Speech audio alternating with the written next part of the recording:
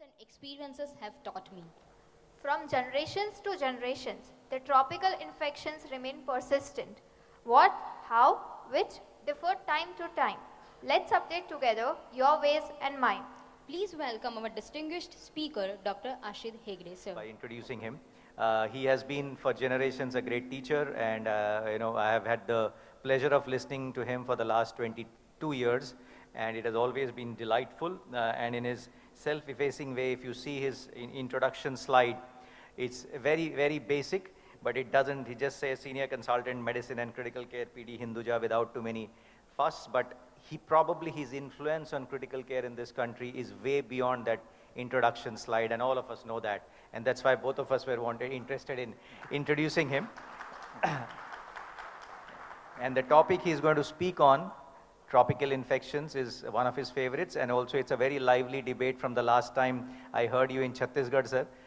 It was a very lively discussion, and I'm sure it will be lively. And I would like you to also say a few words because you have been a student.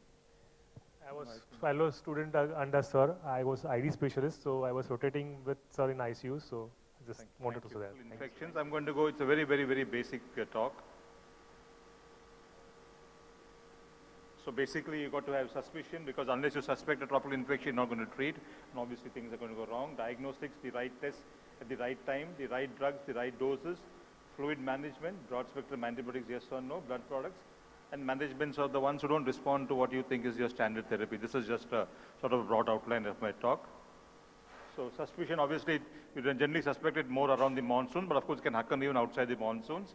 Usually it's an acute, undifferentiated fever, so there will be fever with non-localizing signs and symptoms for pneumonia, UTI, cellulitis, all that you have localizing symptoms. Here you don't have a localizing sign of symptoms. Usually, almost invariably, they have a altered liver function test, but usually the SGOT is much, much higher than the SGPT, because in tropical infections, there are multiple other systems involved besides the liver. So usually when you have that SGOT much higher than SGPT, one of the things you need to think about is a tropical infection. Of course, that's not the only cause. Low platelets invariable, they can range anywhere from 5,000 to about a lakh, but almost always platelet counts will be low, almost never will they be normal. Renal dysfunction, important thing, of course, renal dysfunction can occur in all the tropical infections, but you have renal dysfunction with non-oliguric and hypokalemic in a suspected tropical infections, almost certainly is leptospirosis, because leptospira affects the tubules, not the glomeruli. So non-oliguric hypokalemic renal failure in a suspected tropical infection usually would be leptospirosis.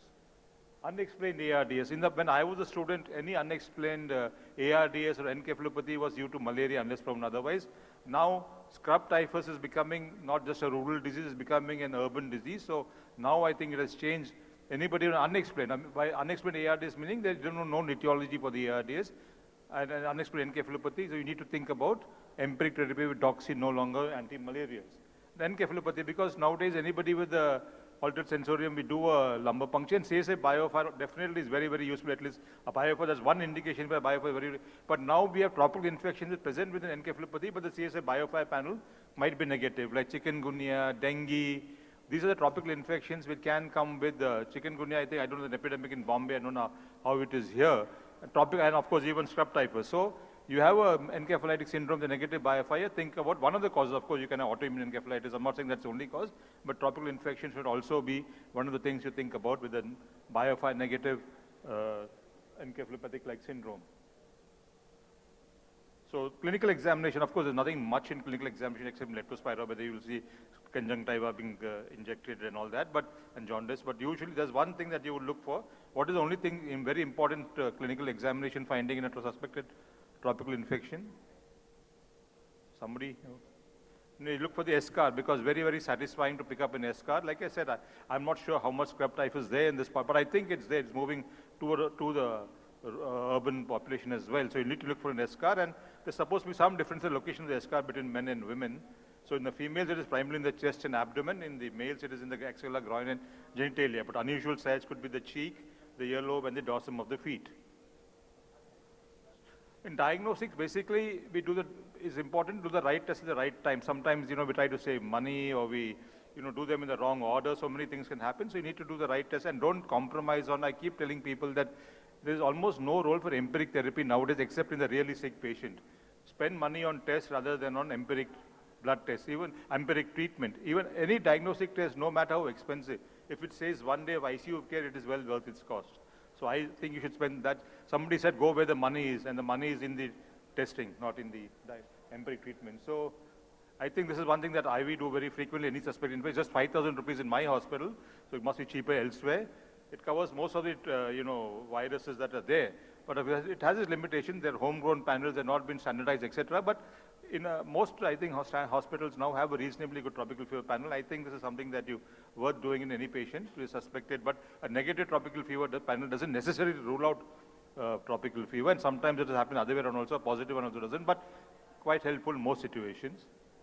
Other thing in malaria, of course, though everybody says the gold standard is peripheral smear, but we all know that that has to be done by a trained technician spending 20 minutes and all that, almost never going to happen.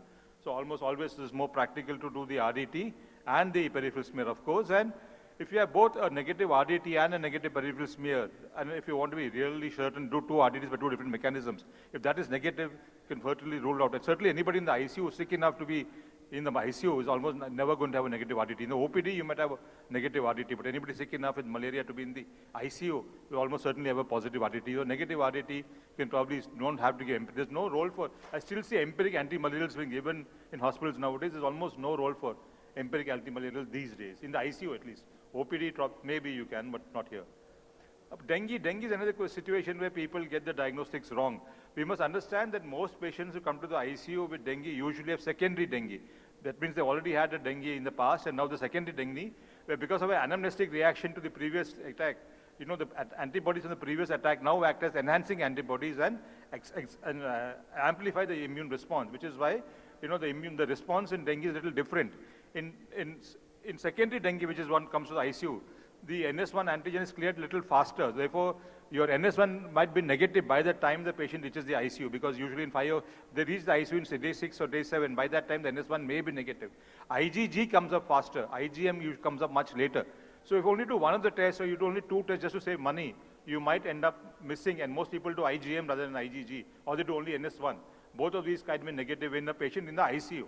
So ideally, I think it's best to do all 3. There's no point trying to, like I said, save up. But otherwise, depending on how sick, what phase of the illness is, you might miss dengue. So I think just better to do 3. But like I said, you must understand most people in dengue have secondary, not primary dengue. These are the lab-free scrub types. Scrub types I'm talking about because we're still not knowing too much about it. The wheel Felix is what is recommended, but not recommended is what's being done in our country. But though it is cheap, it is neither specific nor sensitive enough to diagnose scrub.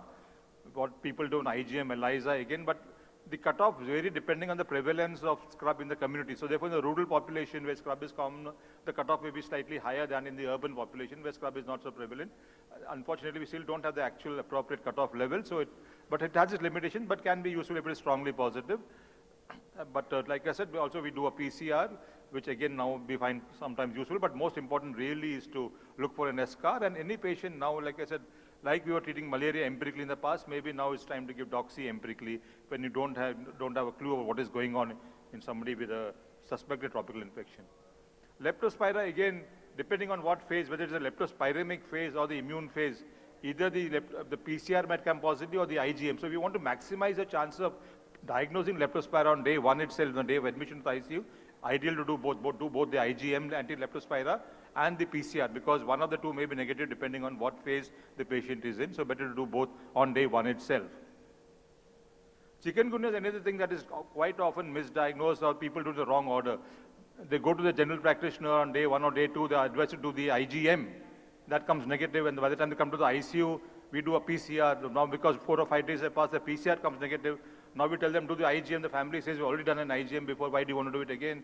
So I think the most important thing is up to day 4 or day 5, first do a PCR. If that is negative, then do an IgM. Because because that's something that still people don't know. Because many of the panels also in the labs do IgM, they don't do a PCR. So I think up to day 5, do a PCR. If you still suspect chikungunya, and if the PCR is negative, then do an IgM. But up to day 5, day 6, do a PCR. Or a tropical fever panel behaves very well for a chikungunya PCR. In fact, it is cheaper than the chikungunya PCR. So in my hospital, I don't do a chikungunya PCR, I just do the tropical fever panel, because funnily it is cheaper than the isolated chikungunya PCR. There's almost no point in my hospital. I don't know how it is in other hospitals, so that's what I do. So we do a chikungunya PCR. And the right drug, the right dose, because malaria, quite often people give it as 120 milligrams standard dose. Almost nobody now in India is 50 kilograms adult. So I think it has to be 2.4 milligram per kilogram. Most often people require 180, 240, not 120. 120 milligram is underdosing. Other thing you must remember when dosing it is to give it as a slow bolus, not as an infusion. We are so used to giving antibiotics as infusion in the ICU. Artesunate is unstable in solution. It has to be given as a slow bolus, as a slow push. Unless we tell our nurses that they're going to give it as an infusion, it will get degraded while when given as infusion. You have to make sure you give it as a slow infusion. That's the only thing about artesunate. And again, very popular, I mean, prevalent to use combined quinine in artesunate just because the patient is quite sick. Artesunate clears parasites much faster. There's no benefit at all in adding quinine to artesunate. It only adds to toxicity without any additional benefit. So that is one reason clearly not to use artesunate along with, not to use quinine along with artesunate. But of course, always, quite often I've seen patients getting 5 days of Falsico and sent home because they got better. And they definitely will come back with a relapse. You always, no matter how good the patient is, always have to give a follow-up with a course of oral combined artesunate therapy.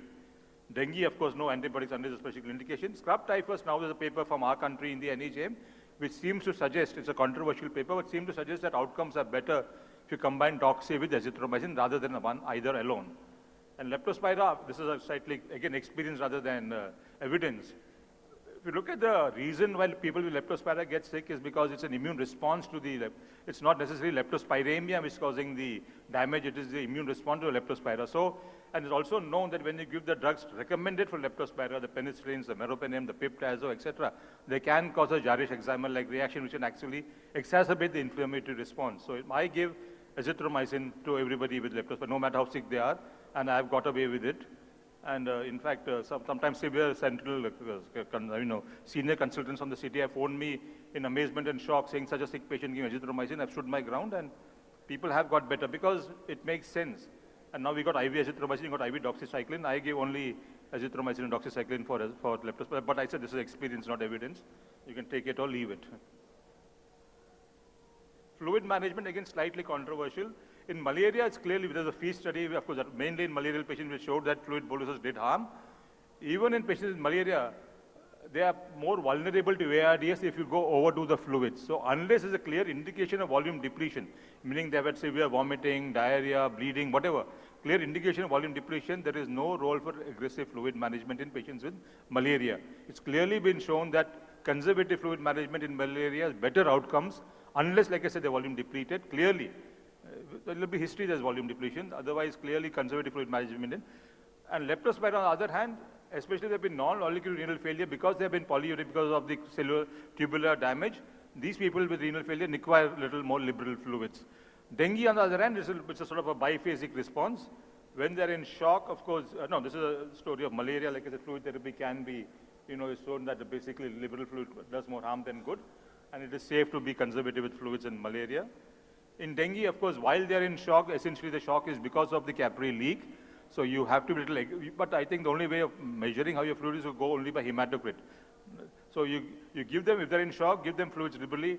Hematocrit coming down, patient getting better, come down on the fluids. Patient not getting better, hematocrit continue to go up. You can consider switching to colloids. That's what I would do. Hematocrit coming down, patient not getting better, think about bleeding and give blood. So just 3 things.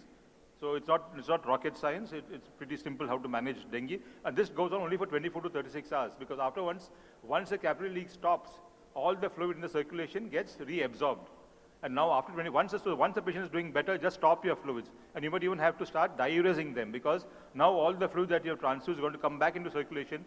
And if you continue to give maintenance fluids, they will go into fluid overload.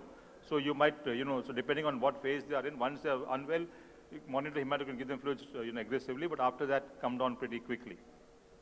Blood products, again, this is the controversial topic that Sumit was talking about. Clearly, basically, there's almost no role for prophylactic. I keep stressing prophylactic. Prophylactic means no mucosal bleeding. Ecchymosis and all the petechiae, etc. is not significant enough. Blood products is for mucosal bleeding. No, without mucosal bleeding, studies have clearly shown there is no role for prophylactic blood transfusions. I'm repeating what I said in Chhattisgarh. I've had patients with 2,000 platelet counts. I have not transfused them.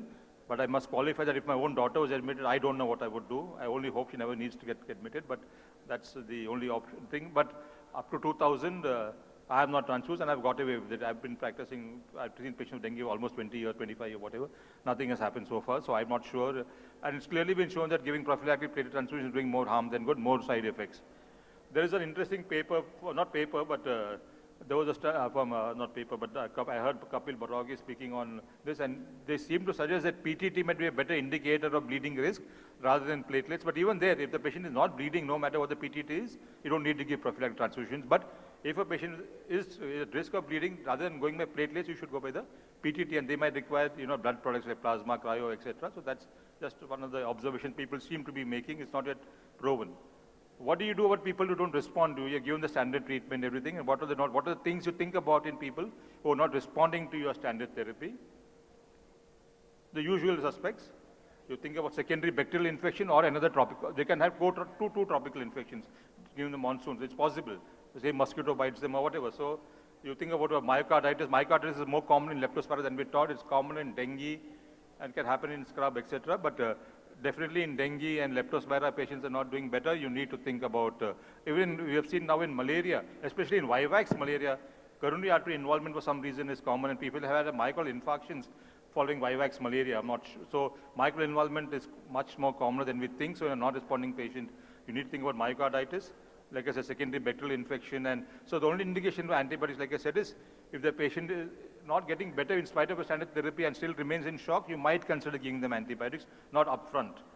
Abdominal compartment syndrome, especially in dengue, is the situation with refractory hypotension. If you think about abdominal compartment syndrome, of course, most important all is HLH. HLH is possible in any of the tropical infections. So if you have a severe tropical infection, somebody is not getting better, continuing to remain highly febrile, with worsening liver functions and coagulopathy, you need to think about HLH. And of course, the most important thing is very high ferritin levels. I'm not sure why the slide is not advancing.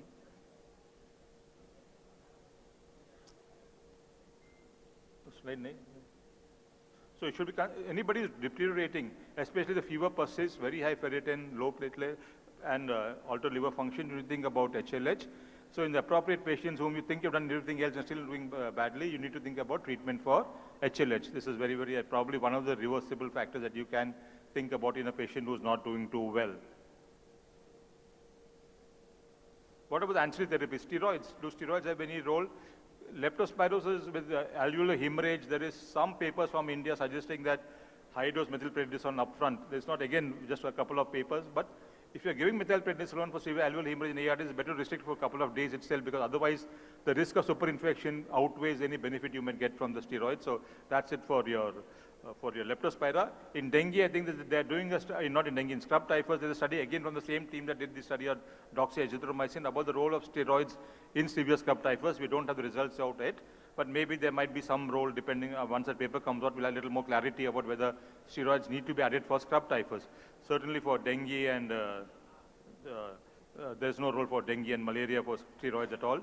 In chikungunya, the young people chikungunya almost never land up in the ICU, but we are seeing patients who are 65, 70 plus, of course my age actually, but coming to the ICU with severe chikungunya. In those patients, people have got, some people have used pulse steroids, some people use IVIG, some people use plasma exchange.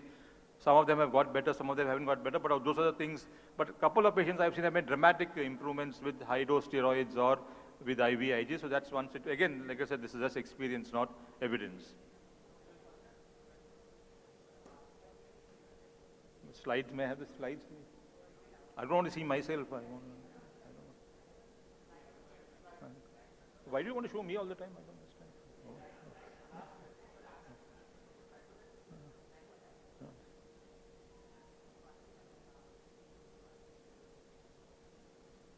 Other ancillary therapies, okay, in severe leptospira, people have tried, of course. I've talked about NIV NIV. I mean, traditionally, in any severe ARDS, they say you should not do NIV or HFNC, etc. You should straight away intubate them. But I think tropical infections are an exception, because quite often, once you treat the tropical infection, the ARDS reverses pretty quickly. So that is one situation where I would give them a closely supervised trial of NIV, even if they are pretty sick and don't meet the regular criteria for, there might be an PA to FRD ratio which is less than 200. Ideally, you would require to ventilate them, but I would probably try NIV in this situation, because quite often these patients respond to, respond pretty quickly, or they turn around in a day or two, like the usual ARDS where the whole thing is pretty prolonged. So this is one situation. But again, it has to be closely supervised trial of NIV or HFNC. Desmopressin, like I said, especially for ARDS not ARDS, alveolar hemorrhage in leptospira. And ECMO, of course, now is salvage for everything, so I won't talk about ECMO.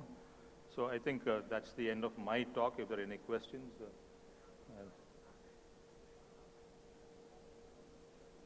Yeah, thank you. Dose of azithromycin for the scrub typhus? 500 BD. 500 BD. And for Doxy is 200 stat and 100 BD. Huh? And for the 3 or 5 days? 1 or week. 1 week. That's doing a study. Yeah. And azithromycin, other important advantage of azithromycin is that it also works with doxy. Previously, you say undefeated fever, give doxy and ceftriaxone.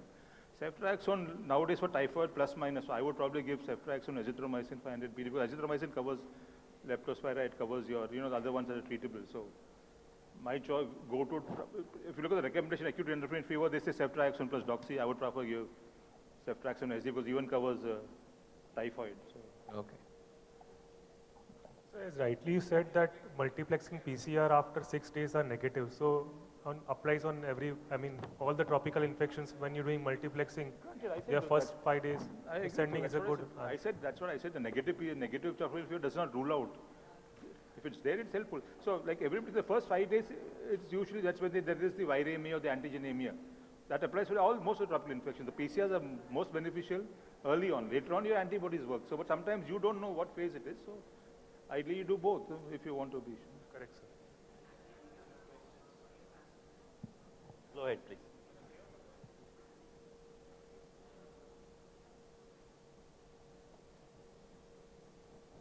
Sir, I am from Namo Hospital, Silvassa. In my hospital, we see many patients come in very short duration of history.